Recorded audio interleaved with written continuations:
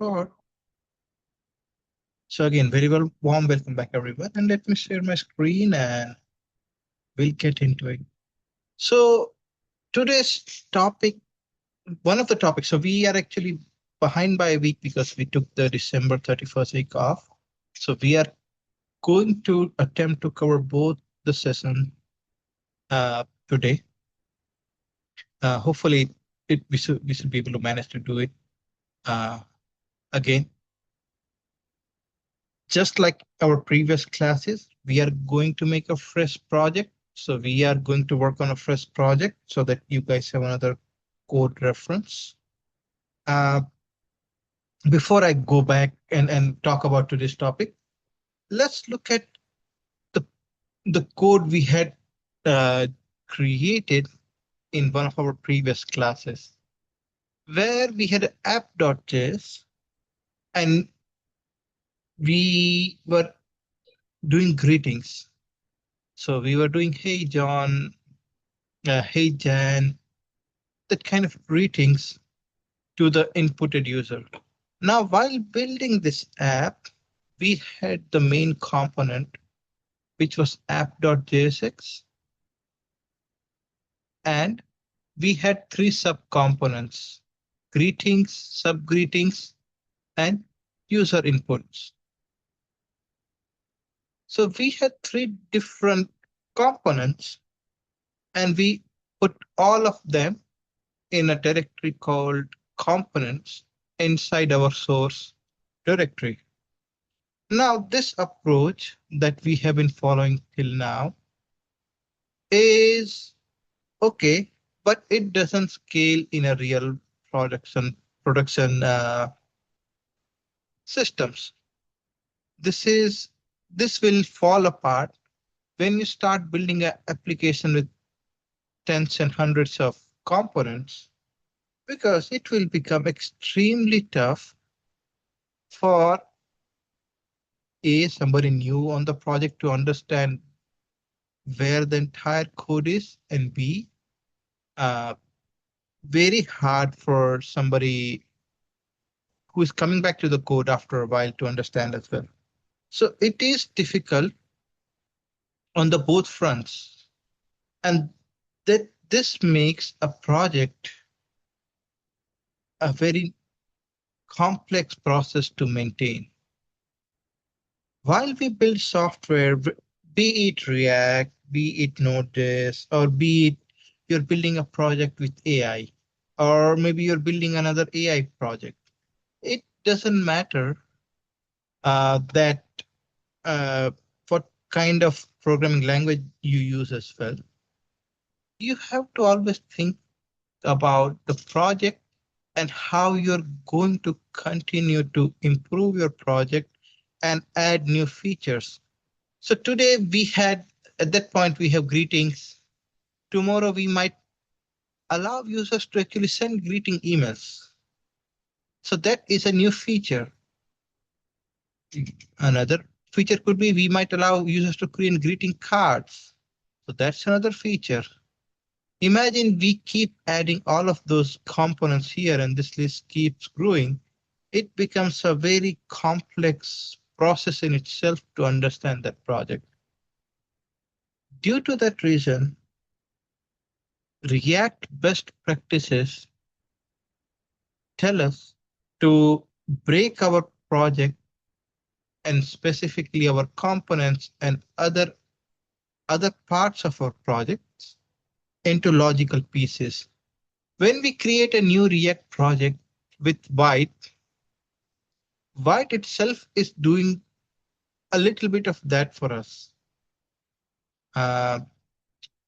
So White creates a folder for us, assets, and this is the folder where we save all our images. So if you want to have an image and not HTML and JavaScript, we put inside assets.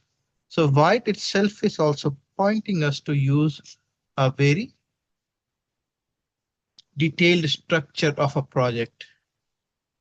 Before I move on, any confusions on this concept? Because this is going to be very critical for not only now, But in the future as well, when you make your final projects, as well as when you go on and make real projects, how do you, why do you even need to break your folders in more logical manner is absolute critical piece that you need to understand.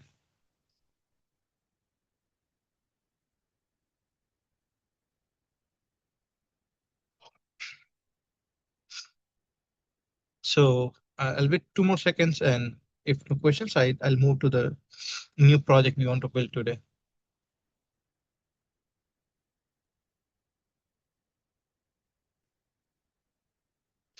So before we move on and build, see our new project, let's understand a typical website, okay? A typical mobile application or website. You're accessing maybe Airbnb on your mobile or your laptop.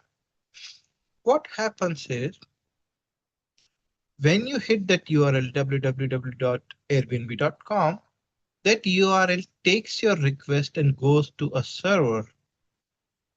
And then this server is connected to a database. And then the server fetches this listings of all the rentals from the database. Are we clear here? The simple architecture of any web application. But this is going to be important to understand today's project. So think of it. You have your laptop or mobile phone. You're accessing Airbnb.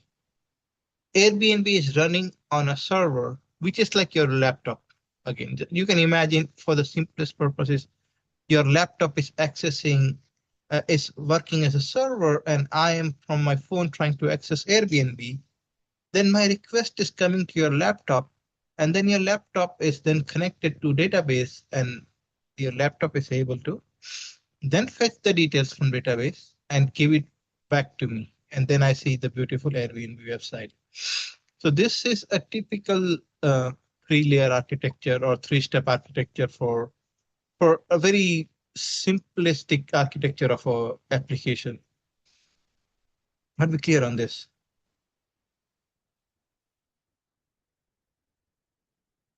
So once we are clear, what we are building today is uh, we are building a stock. Everybody understands stocks? Little bit. I'm not an expert, but what a stock is and and what it means. If not real 2 seconds of what a stock is. A stock is essentially a part of a company which you can buy as a normal person and you can own. So let's say Airbnb is broken into uh, 10,000 stocks. You can go in and market and buy one stock of Airbnb. Uh, there will be a price attached to one stock of this Airbnb. And now you are 1/10 of a owner of Airbnb. So you're 1/10,000th owner of a Airbnb now. So this is how we normal people can be owners of big companies as well. So what we are going to build today is a stock tracking website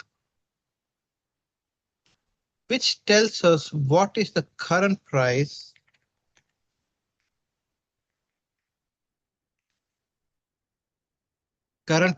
of few stocks, few famous stocks like Apple or something. And then if I want to know what is the price history.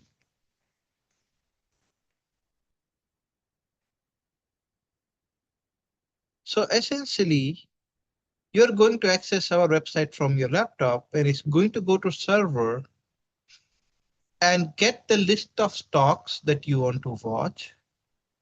And then server gets the detail from database. Very similarly, you can also look at second feature. So these are two different features. Feature one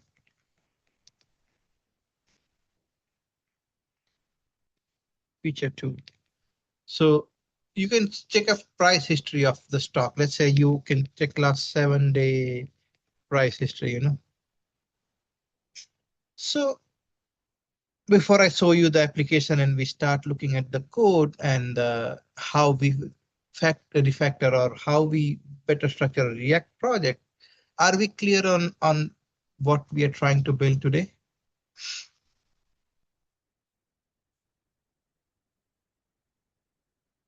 Right.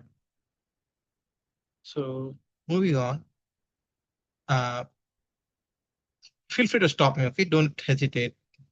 Uh, so we are building the stock tracker application that I was describing. This is our stock tracker application where we can see, hey, Apple's, if you wanted to buy an Apple stock today, one part of Apple, you would have to pay $178.52. Very similarly, Google, Microsoft, Amazon, Tesla, and this plus 7 or negative 89 is the change in the price of the stock today. And then when you click on this, on individual stock, you see what was the price for last 7 days. So a kind of a running history for individual stocks. So this is the application we are going to build. We are so moving on. Let me see if I'm still in the so that I don't want you guys to get confused real quick. Okay, so we don't have a database for us, but we can create a mock database like this. But before I explain the mock database, let's look at the structure of our project.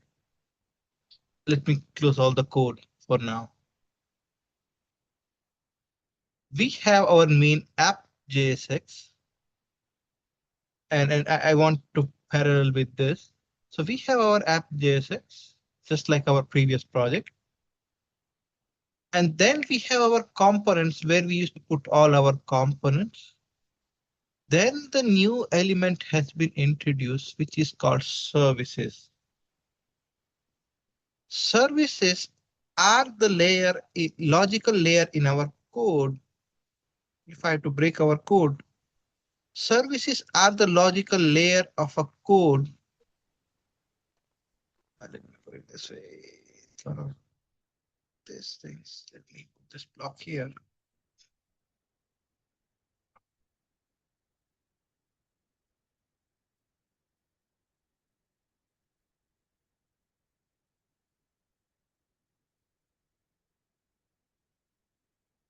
Services. So our, if I have to explain you guys, right? So let's put the name service for now here. And then similarly copy. And let's put the name component. So when I say service and component, think of the component which is actually displaying all the text and the numbers to you. So this is my watch list, the stock, Apple, Google, Tesla. This is a display and our components take care of displaying the information on the screen. Whereas a service is responsible for actual data that is being displayed. So in our diagram, a service would tell our server, hey, I need data for 5 companies. Need data for of stocks for 5 companies. 5 companies. So this is the responsibility of service.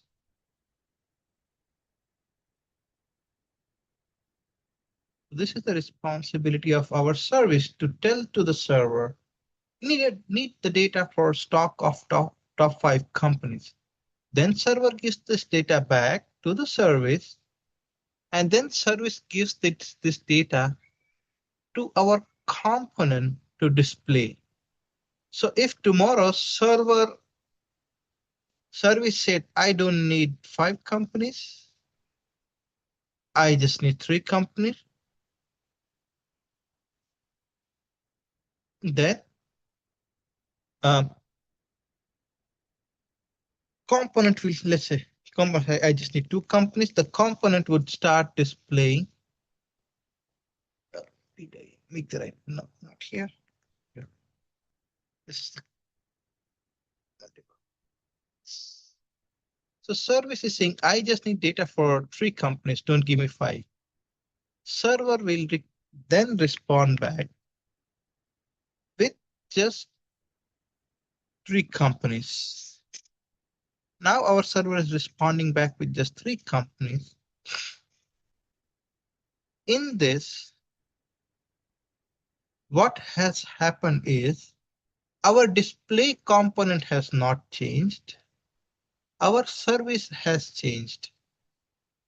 So if you have to relate with this, display and the data fetching are 2 separate activities in a React as well as any other JavaScript frameworks. We typically do not control both of these activities together because, simply speaking, my mouse died.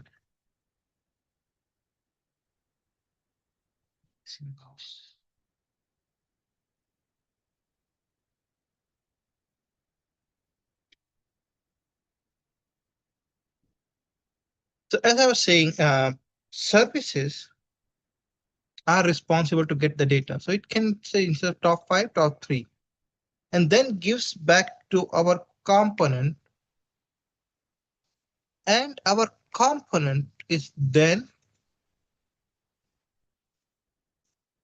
looping over, like we have looped over our books and other things. It doesn't know if it's a 3 stocks or 5 stocks.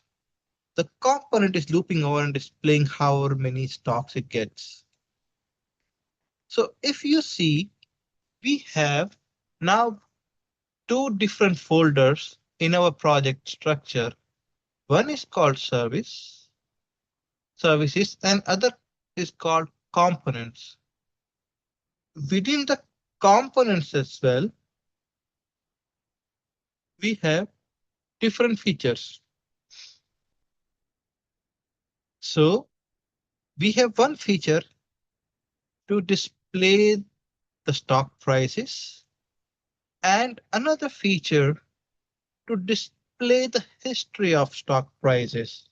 So the component on top is displaying the overall list of services. Let me try to put something so you guys clearly see the boundary. Stock list.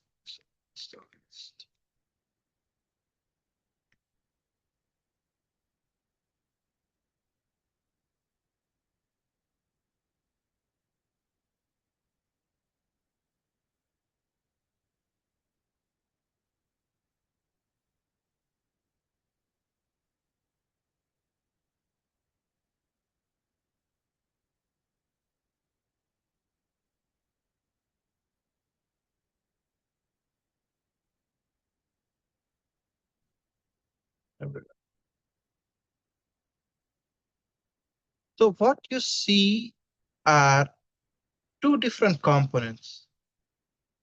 One in the white background is our watch list, and one in the second background is our stock history. 2 different features. Now we are putting them inside a dedicated feature called components, dedicated folder called features. This is identifying our code base. So tomorrow, if you come back, Hey, I want to see the watch list I want to see all the features. You will come here and say watch list, stock price, and let's quickly look at what is happening in the watch list as well. So when you guys are at home, you guys can follow through the code as well. So we have in the past used use state and use effect.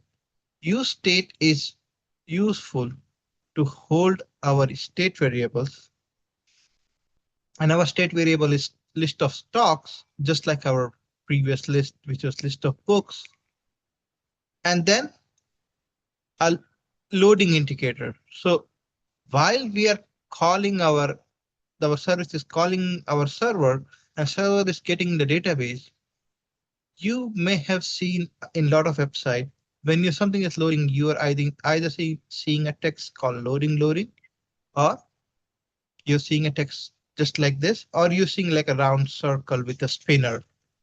So this is the indicator which tells us to show that loading indicator. And we can have, because now we are calling a server and database, there is a possibility that our internet connection goes off, our Wi-Fi connection cuts off. In those scenarios, we want to show the error message instead of uh, instead of showing just like a blank screen. So what happens? Let's say you had no stocks. Let's simulate an error, right? So now this is an empty place. User doesn't know what happened, why I'm not seeing the stocks. They don't know that their internet was connection. Uh, so let's say if data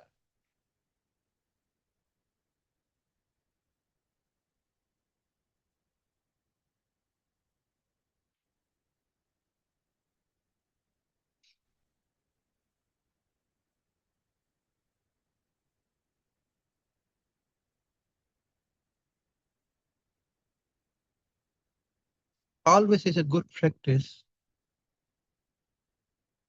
to display this kind of an error message to the user. This is still a very small message, but we typically display more elaborate. Hey, we failed to connect to server or something like that. So this is the error message.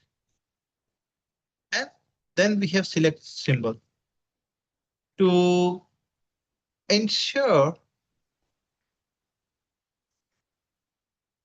that when a user selects on the stock, we make it some different from all other four stocks so that user understands which stock they are watching.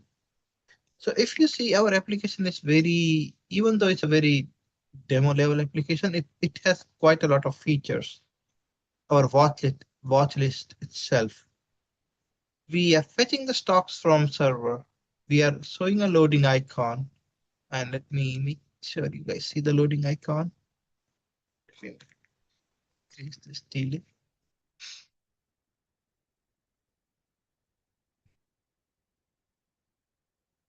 So this loading is, you see, is a loading before the data comes back from the server. It's a simulation of loading, not really a loading, but you guys get the point. Now, if you see my screen carefully, there is a loading here. And when I call and render my history component, which is my nothing but stock history component, which is again looping over the history items, it is also showing the loading icon. So we have a loading here in our watch list as well as stock history. Now, both of these components are showing a state of loading. You, when you're developing your application, you don't want two different components and two different visuals for the same thing. And here the same thing for us is a loading thing. When you are loading something, that loading has to be consistent across your entire React application. And for that, such components, so loading is a tech component we had created. So let's say getting your data instead of loading. We are using something called common component folder.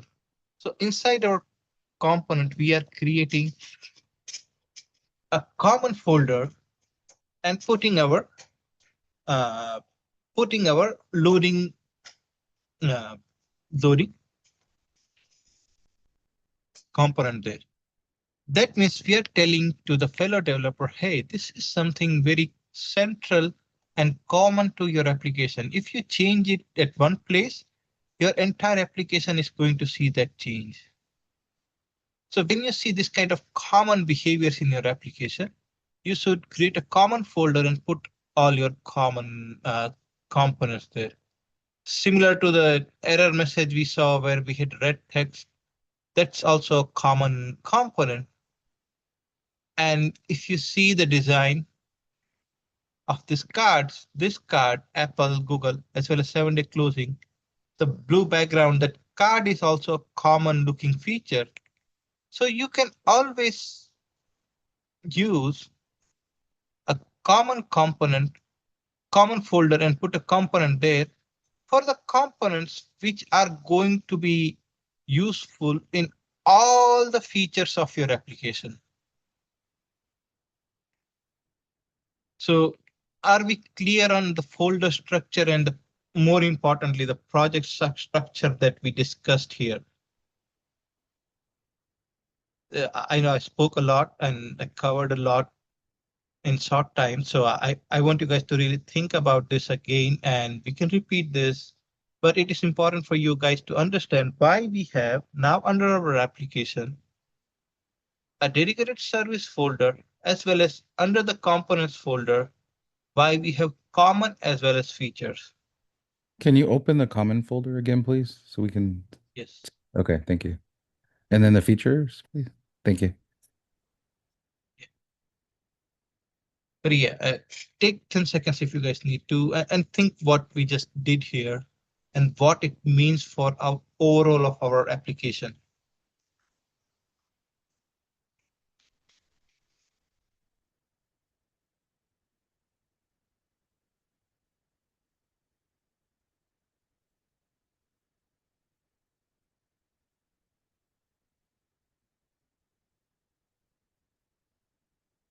Okay, so moving on, I'm going back to this diagram again.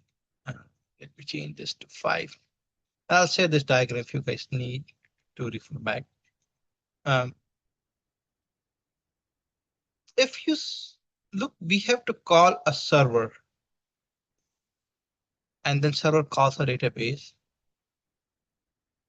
But what we have coded in our service is there is no server calling.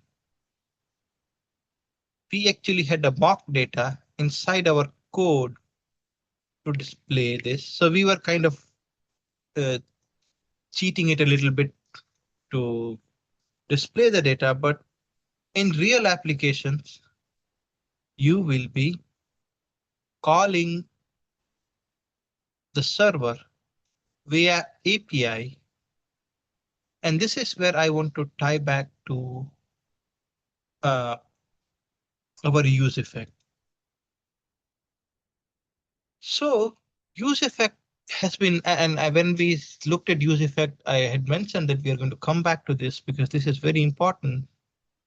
Now we are using use effect to get this actual stock data that we see on the screen, Apple, Google, because this is a after effect or a side effect, and we are only concerned about what data to be displayed, and we don't care how the data comes.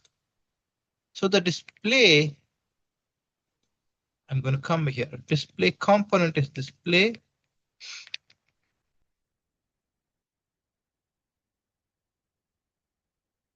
Component takes care of display and service takes care of data. So these are two distinct opportunities for our code. And when we talk about getting data inside the component, then we have to use a service and wrap it in a use effect to highlight that this is a side effect that we are running in our component, so a component can get the necessary stock data from the service. So we have to use effect to do this kind of side effects of calling an API to a server to get the data. So if we look at our current version of the service, we have hard coded or mocked our data that we are sending to the UI. But that is not the correct. I mean, mock data will only be useful when you're writing unit tests. So if you want to make a note of this point, do make a note. Note that our course doesn't cover this explicitly, but as a developer, you will be required to write unit test cases. And unit test cases require this kind of mocking of the data. So you will be actually doing this, but not as a part of your actual development, but as a part of your unit test. Ideally, we use HTTP, just like HTTP is our standard HTTP, this HTTP that we see here in front of any website. We use the same HTTP and call a server which is running somewhere else. In this case, the server is running on my machine itself, but you could have imagined this server was running at google.com. Let's say, what's the best? Robin. Put Robin. This was running at, let's put Google because not many people might be familiar with Robinhood, google.com slash API. We would have had this kind of a URL in a real scenario. But right now this server is running locally on my machine. So I'm telling, hey, please go to this URL. Please, when I tell you to get the stocks, please go to this URL completely and get the data. So what this transforms here is, please go to this URL slash stocks endpoint. So this is called endpoint now. This is where the request ends. So endpoint, and this is called base URL. So base URL will be common for all the methods and endpoints. This is one act of calling an API. So this is one act of calling an API where, and this is again, the second function is also calling an API to get the history. So in each act of calling the API, we have the same base URL. This should be named as base. Let's use better name.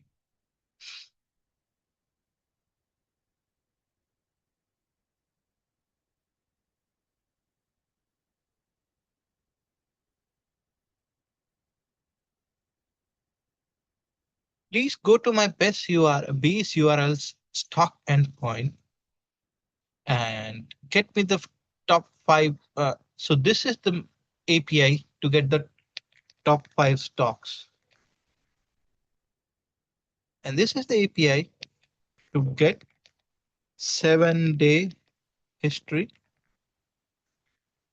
of a specific topic.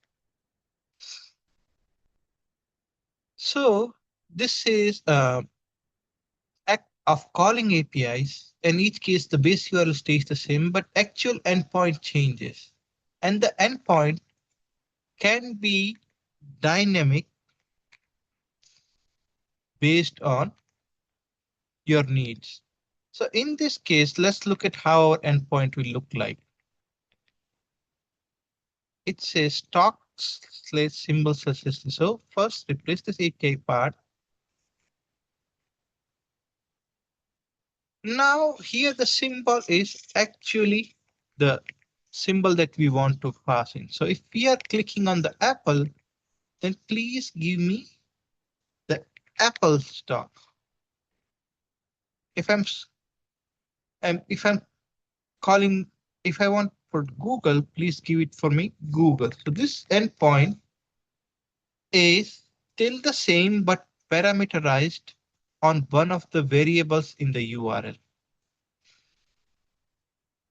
And in our React application, we do this kind of API calling over and over several times so that we display the most up-to-date information to the user based on their needs.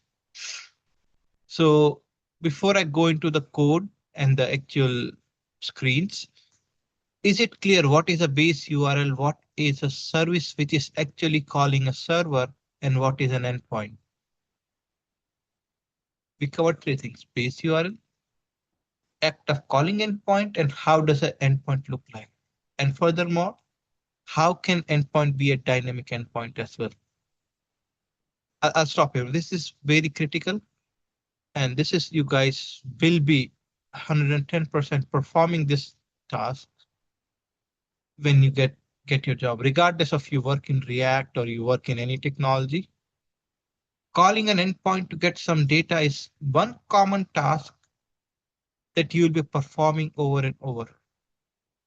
And that is why if you see, we don't have any React specific code here as well. There is no React, there is nothing, no use effect, use state. This is plain JavaScript code because this is a very generic piece regardless of framework or library. Anybody has confusion on base URL, API, act of calling API, and what is an endpoint? If you had to go back to our diagram, it is act of this line. This is the act of calling an API and getting the data. This is also representative of calling an API and getting the data. I'll wait for 5 more seconds. If no questions, we'll move on.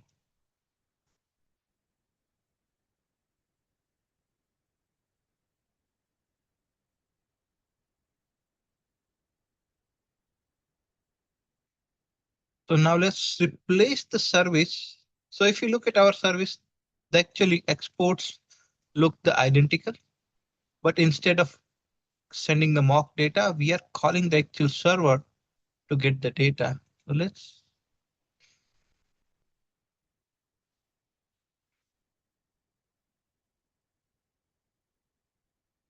I think stock history has this. So I'll have the both versions of the code, mock data as well as the actual server calling. But now let's quickly refresh our application. If you see in previous version, we did not see on our network tab this. So open your developer console and go to network tabs. This is again important tab that you will be using over and over in your React development journey, or I mean any front-end journey for that matter. You will be going to network tab, and this is what your original view would be. Let Let me load this. And you can come and click on fetch XHR, fetch/XHR. This will give you all the API calls that your server is making, your React application is making to a server. So I have a light server running, which is built in Node.js, where you will see the code looks very similar to the previous version of API because I don't have a real database. But uh, I could very well be getting this data dynamically. So if the data changes on my server, imagine this is my server and not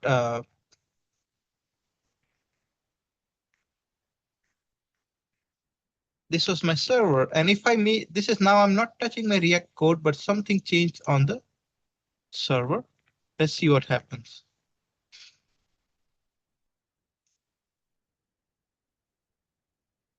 Previously, we were getting five data things in our server. Let's see what happens now.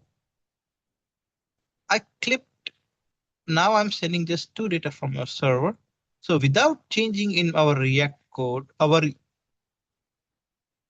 data has changed and that is reflected in our React code. So this is very similar to, let's say, you are booking something on Airbnb or you are buying something on Amazon, for example, and that item gets sold out and you cannot buy it any longer. That is a data update on the server, and your actual front end application, your React application doesn't need to uh, care about it. And just so let's say Apple's price, stock price changed to 200, 252. Again, in that case, your React application will display that without you making any change to your code because you are now fetching the real data from a real server. You are not relying on some hard coded value in your React application. Very similar to that, when you have a different API, you are when you have different operation, which is getting the 7-day history price of the stock, you're still calling an API. And this API is giving you the historical prices of the stock uh, from the server and not from the React code. So what happens if our server runs into issue? Well, we see a failure in our network tab, and also because we have used the error message component, we are seeing the uh, failure on our UI as well. So now your React application, how it is looking and what data it is displaying, it doesn't need to remember. The server is driving actual detail uh, that that you should be seeing. And you would expect that, right? For example, if you posted something on Instagram and if I had hard coded to display just 5 likes, you would sort of delete this Instagram after a day. If you posted something and if 100 people liked it, and if you still see the hard coded value of 5, that is not good. So instead, what you would be doing is you would be relying on a database which stores your likes, and then you'll be displaying it to actual user. Again, to recap, we are calling API to get the data from a server, and then we are displaying the data that we got from server on the React, and a component does calling of getting of the data in use effect, and use effect in turn uses service layer to get this data from a server. So I'll stop here for 5 seconds if you guys have any questions.